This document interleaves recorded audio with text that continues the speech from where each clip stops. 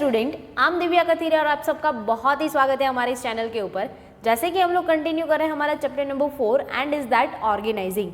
अब ऑर्गेनाइजेशन का simple meaning हम लोगों ने देखा कि अथॉरिटी और रिस्पॉन्सिबिलिटी का डिस्ट्रीब्यूशन होना, यानी कि ऑर्गेनाइजेशन होना। क्लियर। अब आज का जो हमारा टॉपिक है ना वो है delegation of authority. Now question is that कि इसको पर्टिकुलरली क्यों लिया, कि डेलीगेशन ऑफ अथॉरिटी ही क्यों लिया, हम लोगों ने रिस्पॉन्सिबिलिटी क्यों नहीं लिया? क्योंकि हर वर्कर के पास, हर एम्प्लॉइज़ के पास बाय डिफ़ॉल्ट रिस्पॉन्सिबिलिटी तो होती ही है, लेकिन वही रिस्पॉन्सिबिलिटी को बहुत ही अच्छी तरीके से फुलफिल करने के लिए क्या रिक्वायर्ड होता है? पावर होता है। क्लियर। अगर उसके पास पावर है तो वो बहुत ही ज़्यादा अच्छी तरीके से काम कर पाएगा, उसका टाइम वेस्ट नहीं होगा, वो मोटिवेट होगा और वो दिल से काम करेगा। क्लियर। तो आइए हम लोग देखते हैं कि डेलीगेशन ऑफ अथॉरिटी का मतलब क्या होता है। तो उसका मीनिंग है delegation of a power is such kind of a process, यानी कि ये एक टाइप का प्रोसेस है in which the administrator give a part of a power to his helpers along with duties. और एडमिनिस्ट्रेटर क्या करेगा? एडमिनिस्ट्रेटर का मतलब होगा हमारा जो मैनेजमेंट का मेन बंदा है वो क्या करेगा? अपने अंडर जितने भी लोग काम कर रहे हैं उन सबको थोड़ा थोड़ा पावर अलॉट करेगा, लेकिन किसके साथ? उसके पास अगर रिस्पॉन्सिबिलिटी होगी, ड्यूटीज़ होगी तो ही पावर मिलेगा और उतना ही पावर मिलेगा, यानी कि उसके पास जितना काम है उतना वो उसके रिलेटेड उसको पावर अलॉट करेगा। And the helpers with the help of other for the purpose of a work performance accept such power consciously. और हेल्पर्स क्या करेंगे? उन लोगों ने पावर अलॉट किया और हेल्पर क्या करेंगे? उसको एक्सेप्ट करेंगे कि भाई उन लोगों से पावर मिला है तो हाँ हम लोग एक्सेप्ट करते हैं। लेकिन वो क्यों एक्सेप्ट करते हैं? क्योंकि वो बाकी लोगों के साथ मिलके वो अपना जो ऑब्जेक्टिव है, अपना जो वर्क परफॉर्मेंस है वो क्या करने चाहते हैं? कंप्लीट करना चाहते हैं और बेटर करना चाहते हैं। क्लियर। तो ये होता है simple meaning of delegation of authority. Administrator है वो अपने हेल्पर को, अपने अंडर जो काम कर रहे हैं उसको अथॉरिटी देगा, पावर देगा, किसके रिलेटेड? जितना काम है उतना ही देगा। और हेल्पर क्या करेंगे? उसको एक्सेप्ट करेंगे। क्यों एक्सेप्ट करेंगे? क्योंकि उनको सबके साथ मिलके अपना वर्क परफॉर्मेंस दिखाना है और अपना ऑब्जेक्टिव अचीव करना है। ओके। अब नाउ क्वेश्चन नेक्स्ट वन जो हमारा है वो है इम्पॉर्टेंस। अब डेलीगेशन ऑफ अथॉरिटी होना कितना ज़्यादा इंपॉर्टेंट है वो हम लोग देखते हैं। तो फर्स्ट वन है वर्क एफिशिएंट मैनेजमेंट।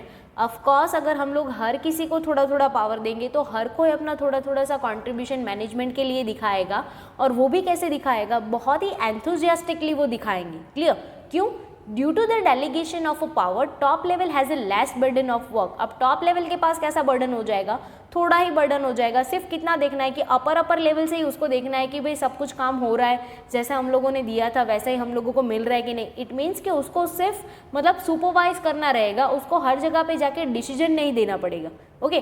फिर नेक्स्ट वन है routine work are distributed among the other level resulting in the focus on important areas. यानी कि वो लोग क्या करेंगे? जैसा रूटीन वर्क था ना, वो अपने अंडर जितने भी मैनेजर होंगे, जितने हेड्स होंगे, वर्कर्स होंगे, उसके लीडर्स होंगे, सुपरवाइजर होंगे, उन सबको थोड़ा थोड़ा डिस्ट्रीब्यूट कर देंगे और बोल देंगे कि भाई ये काम का जो मतलब पूरा हैंडल करना है वो आपको करना है, ये काम जो है वो पूरा आपका रिस्पॉन्सिबिलिटी है, उसके रिलेटेड आपके पास पावर भी है। तो उसकी वजह से क्या होगा? जो टॉप लेवल है ना वो ये छोटे छोटे काम से ध्यान हटा के अपना जो मेन काम है उसके ऊपर फोकस कर सकते हैं, यानी कि हमारा जो मेन ऑब्जेक्टिव होता है उसको अचीव करने के लिए और बेटर ट्राई कर सकते हैं। पावर इज़ अ की ऑफ एडमिनिस्ट्रेशन, यानी कि अगर आपको अच्छे से अच्छा मैनेजमेंट करना है तो आपके पास पावर होना चाहिए, अदरवाइज पावर के अलावा रिस्पॉन्सिबिलिटी फुलफिल करने में इतना स्पेशलाइजेशन नहीं मिलेगा। And delegation of a power is a की ऑफ ऑर्गेनाइजेशन। गाइज आपको 1 मार्क में ऐसा क्वेश्चन भी पूछा जा सकता है कि पावर किसका की है, या तो फिर एडमिनिस्ट्रेशन का की क्या है, या तो फिर डेलीगेशन ऑफ पावर किसका की है, या तो फिर ऑर्गेनाइजेशन का की क्या है। क्लियर। तो अगर आप पावर अलॉट करते हो तो आपका एडमिनिस्ट्रेशन अच्छा होगा, और अगर आप पावर को डिस्ट्रीब्यूट करते हो तो आपका ऑर्गेनाइजेशन का स्ट्रक्चर कैसा बनेगा? स्ट्रांग से स्ट्रांग बनेगा।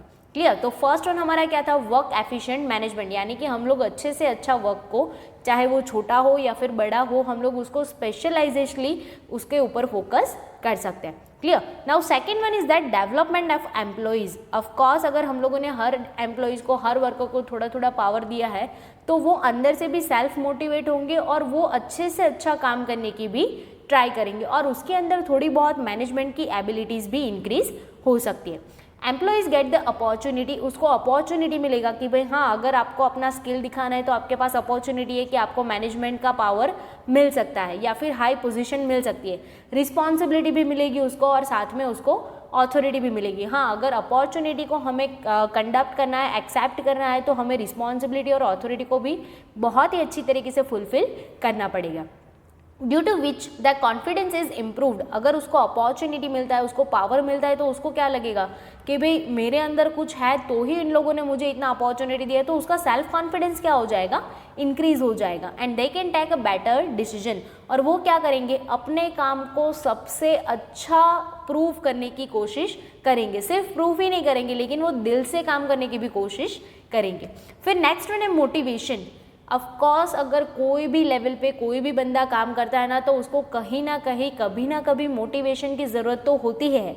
चाहे वो स्टूडेंट ले लो, कोई बिजनेसमैन ले लो, हाउसवाइफ ले लो, कोई भी बंदे को आप ले लो, उसको कभी ना कभी ऐसा पॉइंट आउट मिलता ही है कि उसको मोटिवेशन की ज़रूरत होती है। तो सेम एज इट इज़, अगर हमारे यहाँ पे जितने एम्प्लॉयज़ काम कर रहे हैं, अगर हम लोग उसको पावर देंगे तो उसको क्या मोटिवेशन मिलेगा कि भाई हाँ, मेरे अंदर एबिलिटीज़ है, स्किल्स है, तो इन लोगों ने मुझे पहचाना है, तो मुझे बहुत ही एंथुजियास्टिकली या तो फिर बहुत ही अच्छे से काम करना चाहिए। Clear? Due to the delegation of a power, the employees have the chance to develop their abilities. उसके पास अपनी एबिलिटी को डेवलप करने का चांस होगा, एक अपॉर्चुनिटी होगी। और अगर वो चांस को सक्सेसफुली मतलब वो कंडक्ट करते हैं, तो उसको मे बी पॉसिबल कि उसको हाई पोजीशन, हाई सैलरी भी मिल सकता है। Clear? Also increase their confidence. और उसके वजह से उसका कॉन्फिडेंस भी क्या होगा, धीरे धीरे इंक्रीज होगा। और जो बंदा कॉन्फिडेंटली काम करता है वो बेस्ट वन काम करता है। फिर नेक्स्ट वन है बेनिफिट ऑफ स्पेशलाइजेशन। ऑफकोर्स हम लोगों ने हर बंदे को कंसिडर किया है, छोटे से छोटे लेवल से लेके टॉप लेवल के हेड हो, सुपरवाइज़र हो, या फिर टॉप लेवल के मैनेजमेंट के बंदे हो, या फिर वर्कर हो छोटे से छोटा। तो इन सबके आइडियाज़ मिलाएंगे हम लोग, सबके पावर्स के, सबके डिसीजन अगर हम लोग फॉलो करेंगे, तो हमारे पास कितने आइडियाज़ हो जाएंगे। और उसमें से भी हम लोग कौन से आइडियाज़ अप्लाई करते हैं, जो बेस्ट वन होगा वो। यानी कि हर डिपार्टमेंट के लिए, हर काम के लिए हम लोग स्पेशलाइजेशन अलाउ कर सकते हैं, पॉसिबल कर सकते हैं। इसमें देखते हैं, in a single unit it's a possible that all the employees may not have all abilities. Maybe it's possible कि एक यूनिट में अगर कोई एक बंदा हैंडल करता है, तो उस बंदे के पास या तो फिर वो एक ही यूनिट के पास सारी स्किल्स, सारी एबिलिटीज हो ही, ऐसा ज़रूरी तो नहीं है। Clear? So different people are assigned for different work. तो हम लोग क्या करेंगे, जिस बंदे के पास जिस टाइप का स्किल है ना, उस टाइप का उसको वर्क अलॉट करेंगे। और देन आफ्टर क्या होगा, so the benefit of the specialisation skill such people is obtain. तो हम लोग वो पीपल का जो स्पेशलाइज स्किल है उसका बेनिफिट ले सकते हैं। और यहाँ पे एक फ़ायदा और भी क्या होगा कि हम लोग उसी बंदे को काम दे रहे हैं जिसके पास उसका स्किल है, तो वो बंदा उसमें बेस्ट वन होगा, प्लस जो आउटपुट मिलेगा वो भी कैसा होगा, प्योर क्वालिटेटिव होगा। क्लियर?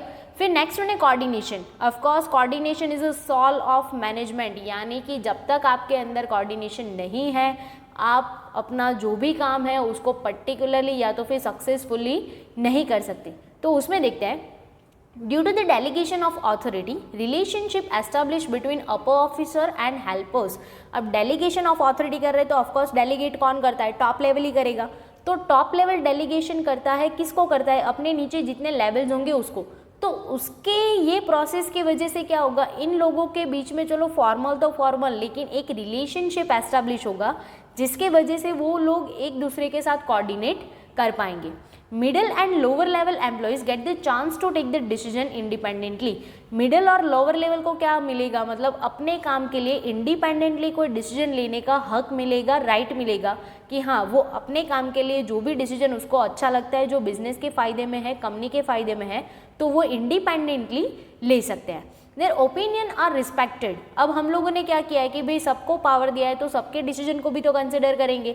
तो अगर कोई बहुत ही अच्छा ओपिनियन देता है, सजेशन देता है, तो हम लोग उसको भी रिस्पेक्ट करेंगे। And they are able to develop the interpersonal relations in the organisation. और उसके वजह से क्या होगा, इन सब के बीच में तो फॉर्मल रिलेशन तो बनेगा ही बनेगा काम की वजह से, लेकिन ये ओपिनियन शेयर करने की वजह से, आइडियाज़ शेयर करने की वजह से, डिस्कशन की वजह से इन लोगों के बीच एक पर्सनल रिलेशन भी बनेगा, और जो हमारे बिजनेस के लिए बहुत ही हेल्पफुल हो सकता है। And this enables good coordination. और इसके वजह से, पर्सनल रिलेशन के वजह से, फॉर्मल रिलेशन के वजह से, इन सब के बीच में एक बहुत ही अच्छा कोऑर्डिनेशन बन जाएगा, जो ultimately at the end of day किसका फ़ायदा करने वाला है, हमारे बिजनेस का।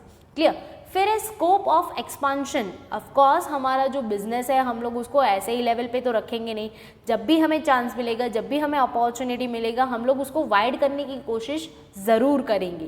Clear? Due to the delegation of power the upper level officers are free to focus on a new ideas for the expansion of the business. अब इसके वजह से क्या होगा कि भाई चलो अपर लेवल को क्या काम करना है, जो मेन डिसीजन लेने हैं ना वही काम करना है, बाकी का जो रूटीन वर्क है इन लोगों ने तो क्या किया है, सब लोगों के बीच में डिस्ट्रीब्यूट कर दिया है, पावर भी दे दिया है कि आप इंडिपेंडेंटली उसके डिसीजन ले सकते हो। क्लियर? लेकिन डिसीजन कैसे होने चाहिए, आपके पर्सनल इंटरेस्ट के नहीं होने चाहिए। क्लियर?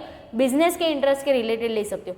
तो उसकी वजह से जो टॉप लेवल के पास एक्स्ट्रा टाइम बचता है, जो बर्डन कम हो जाता है, उसकी वजह से जो वो बाकी के इम्पॉर्टेंट काम है उसके ऊपर ज़्यादा फोकस कर पाएंगे और वो नए नए आइडियाज़ भी सोच सकते हैं कि हम लोग हमारे बिजनेस को ज़्यादा से ज़्यादा कैसे बड़ा कर सके, या तो फिर ज़्यादा से ज़्यादा कैसे एक्सपांड कर सके, कैसे वाइड लेवल पे उसको लेके जा सके। Clear guys? तो ये हो गए हमारे डेलीगेशन ऑफ अथॉरिटी के इम्पॉर्टेंस। एक बार रिवाइज कर लेते हैं कि उसको रिमेंबर भी कैसे करें, वो भी जान लेते हैं, क्योंकि गाइज OCM है तो आपको पॉइंट्स तो रिमेंबर करने ही पड़ेंगे बाय हुक और क्रूक। आप कैसे भी उसके मतलब ट्रिक्स वगैरह सब कुछ बना के आप उसको रिमेंबर कर सकते हो। तो फर्स्टली हम लोग देखते हैं कि फर्स्ट वन हमारा था work efficient management. It means कि अथॉरिटी देते हैं तो सबका एफिशिएंसी कैसा हो जाएगा, इंक्रीज हो जाएगा, यानी कि work efficient management. Second one, जिसको पावर दिया है यानी कि वर्कर को, तो उसका भी क्या होने वाला है, डेवलपमेंट, यानी कि वर्क एफिशिएंट होगा, डेवलपमेंट भी होगा किसका, एम्प्लॉइज का, वर्कर का। और फिर देन आफ्टर अगर उसका डेवलपमेंट होता है तो क्यों होता है, क्योंकि उसको मोटिवेशन मिलता है। क्लियर? वर्क एफिशिएंट हुआ, फिर हम लोगों ने क्या किया, उसको मोटिवेट किया, फिर a benefit of a specialisation. अगर वो मोटिवेट हो जाते हैं तो वो अपना जो काम है वो स्पेशली कर सकते हैं, यानी कि दिल लगा के स्किलफुल तरीके से वो बना सकते हैं। क्लियर?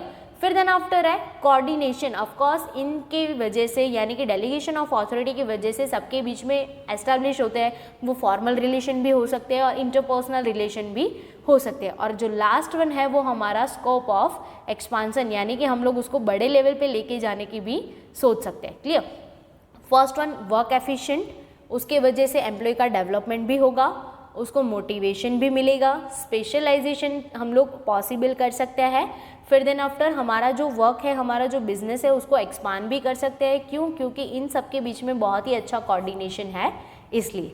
ओके गाइस, तो ये हो गया हमारा डेलीगेशन ऑफ अथॉरिटी और आज का जो हमारा टॉपिक है वो हम लोग यहाँ पे ख़त्म करते हैं। तब तक के लिए be happy and be safe. Bye guys.